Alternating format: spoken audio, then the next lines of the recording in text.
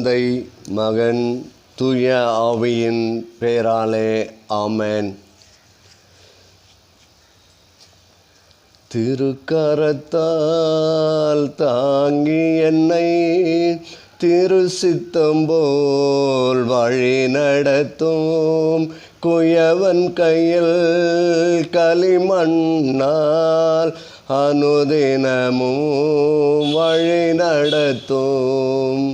குயவன் கையில் களிமண்ணால் அனுதினமும் வழி நடத்தும். திருக்கரத்தால் தாங்கி என்னை திரு சித்தம் போல் வழி நடத்தும், குயவன் கையில் களிமண்ணால் அனுதினமும் வழி நடத்தும். இயேசு கிறிஸ்துவுக்குள் பிரியமான என் அன்பு சகோதர சகோதரிகளே, மீண்டுமாக உங்களோடு இறை வார்த்தையை பகிர்ந்து கொள்வதில் நான் பெரும் மகிழ்ச்சி அடைகின்றேன். இந்த காணொளியை காண்கின்ற ஒவ்வொரு சகோதரனையும் சகோதரியையும் இறைவன் நிறைவாக ஆசீர்வதிக்க வேண்டுமாய் நான் உங்களுக்காக ஜெபிக்கின்றேன். இன்றைய தினம் உங்களோடு நான் பகிர்ந்து கொள்ளவிருக்கின்ற இறைவார்த்தை லூக்கா நற்செய்தி 5ஆம் அதிகாரம் 33 முதல் 39 வரை உள்ள இறைவாக்கியங்கள். அக்காலத்தில் பரிசேயரும் மறைநூல் அறிஞரும் இயேசுவை நோக்கி, யோவானுடைய சீடர்கள் அடிக்கடி நோன்பிருந்து மன்றாடி வருகிறார்கள், பரிசேயருடைய சீடரும் அவ்வாறே செய்கின்றனர், உம்முடைய சீடரோ உண்பதும் குடிப்பதுமாக இருக்கின்றன என்றார்கள். இயேசு அவர்களை நோக்கி, மணமகன் மண விருந்தினர்களோடு இருக்கும் வரை அவர்களை நோன்பிருக்க செய்யலாமா? ஆனால் மணமகன் அவர்களை விட்டு பிரிய வேண்டிய காலம் வரும், அப்பொழுது அவர்களும் நோன்பு இருப்பார்கள் என்றார். அவர் அவர்களுக்கு ஓர் உவமையை கூறினார். எவரும் புதிய ஆடையில் பழைய துணியை கீய்த்து ஒட்டு போடுவதில்லை,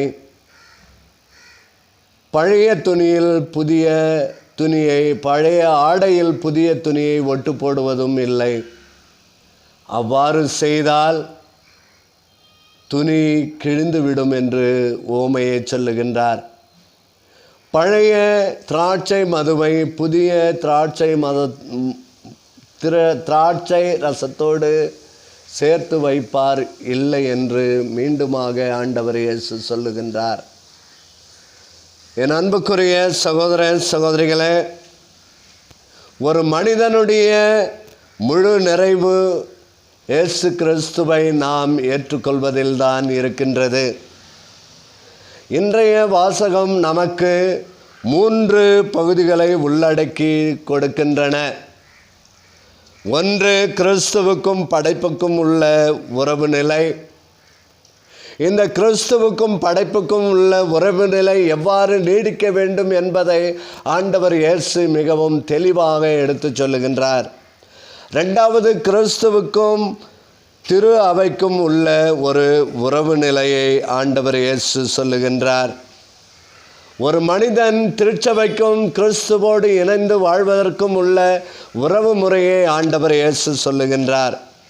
3வது, இறைவனுக்கும் படைப்புகள் அனைத்திற்கும் ஒப்புரவாக கிறிஸ்து விளங்குகின்ற நிலையை ஆண்டவர் இயேசு எடுத்து சொல்லுகின்றார். கிறிஸ்துவுக்குள் பிரியமான அன்பு சகோதர சகோதரிகளே, இந்த 3 நிலைகளில் நாம் எந்த நிலையை அடைந்திருக்கின்றோம்? இதோ நற்செய்தி புத்தகத்திலே நாம் வாசிக்க கேட்கின்றோம். மறைநூல் அறிஞரும் பரிசேயரும் இயேசுவை சோதிக்கும் நோக்குடன் வந்து அவர்களிடத்தில் யோவானுடைய சீடர்களும் பரிசேயர்களுடைய சீடர்களும் நோன்பிருக்கின்றார்கள், நோன்பிருந்து அவர்கள் விருந்து உண்கின்றார்கள். ஆனால் உம்முடைய சீடர்கள் மட்டும் ஏன் நோன்பிருப்பதில்லை, ஏன் ஓய்வு நாளை கடைபிடிப்பதில்லை என்று கேட்கின்றார்கள். ஆண்டவர் இயேசு மிகவும் தெளிவாக சொல்லுகின்றார். ஒரு மண வீட்டிற்கு செல்லுகின்ற பொழுது அந்த மண வீட்டினரோடு அந்த மணமகன் மணமகள் இருக்கின்ற பொழுது அவர்கள் யாராவது துக்கம் கொண்டாட முடியுமா? அப்படி துக்கம் கொண்டாடினால் அந்த வீட்டிற்கு அர்த்தம் என்ன என்று கேட்கின்றார். ஒரு நாள் வரும், அப்பொழுது என்னுடைய சீடர்களும் நோன்பு இருப்பார்கள். ஆண்டவர் தன்னுடைய சாவை எதிர்நோக்கி அவர் சொல்லுகின்றார், ஒரு நாள் நான் அவர்களை விட்டு பிரிய வேண்டிய காலம் வரும், நேரம் வரும், அப்பொழுது என்னுடைய சீடர்கள் நோன்பு இருப்பார்கள் என்று மறைமுகமாக இயேசு கிறிஸ்து தன்னுடைய சாவை அவர்களுக்கு எடுத்து சொல்லுகின்றார். கிறிஸ்துவுக்குள் பிரியமான என் அன்பு சகோதர சகோதரிகளே, முதலாவதாக கிறிஸ்துவுக்கும் படைப்புக்கும் இறைவனுக்கும் படைத்த நமக்கும் உள்ள உறவு என்ன என்பதை இது எடுத்து காட்டுகின்றது. இரண்டாவதாக கிறிஸ்துவுக்கும் திரு அவைக்கும் திருச்சபைக்கும் உள்ள உறவை எடுத்து காட்டுகின்றது. மூன்றாவதாக இறைவனுக்கும் படைப்புக்கள் அனைத்திற்கும் உள்ள இந்த உலக அண்ட சராசரைகளையே படைத்த ஆண்டவராகிய இயேசு கிறிஸ்துவுக்கும் நமக்கும் உள்ள ஒரு உறவை, அது புதுப்பிக்கின்ற உறவை எடுத்து காட்டுகின்றது. என் அன்பு சகோதர சகோதரிகளை, தொடர்ந்து நாம் ஜெபிப்போம்.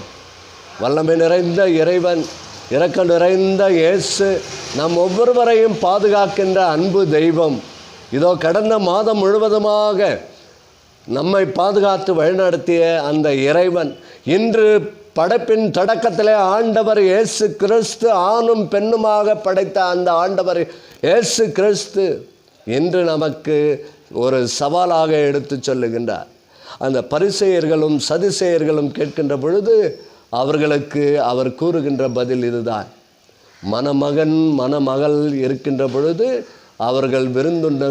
அவர்கள் நோன்பிருக்க முடியாது என்று சொல்லுகின்றார். ஜெபிப்போமா?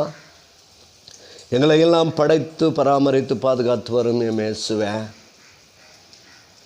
அந்த சீனாய் மலையில்